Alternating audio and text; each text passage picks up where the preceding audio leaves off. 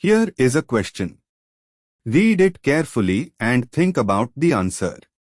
Let us solve it step by step.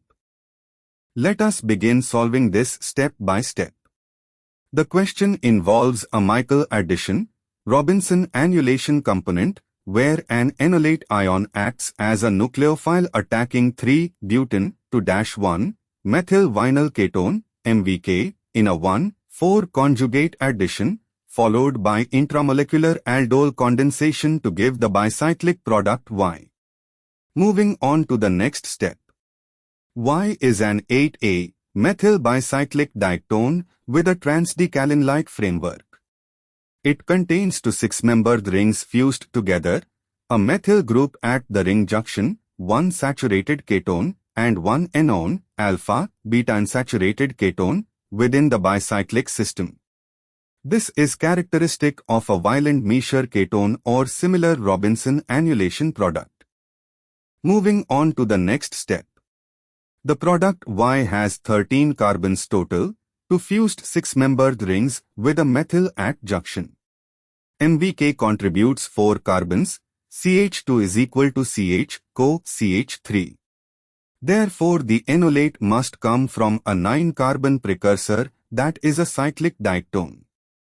Subtracting 4 carbons from MVK from the bicyclic product's carbon count and considering ring formation, the starting enolate must be from a 1,3-cyclohexanediene derivative.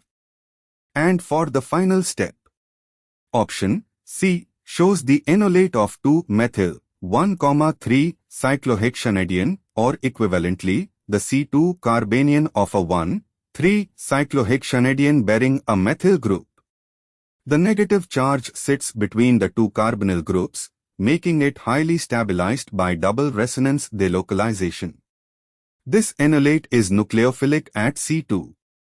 When it attacks MVK, 3-butene-1, in a Michael addition, the chain extends by 4 carbons, providing the necessary atoms for intramolecular aldol cyclization to give the bicyclic diactone Y with the methyl group at the ring junction.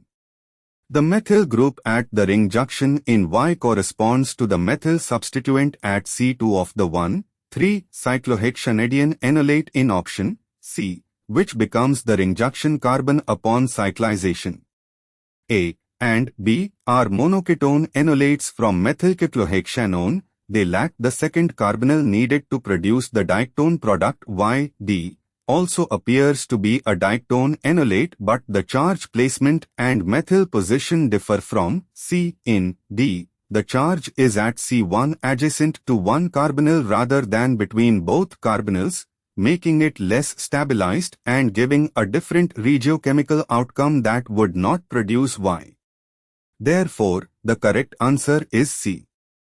Therefore, the correct answer is option C.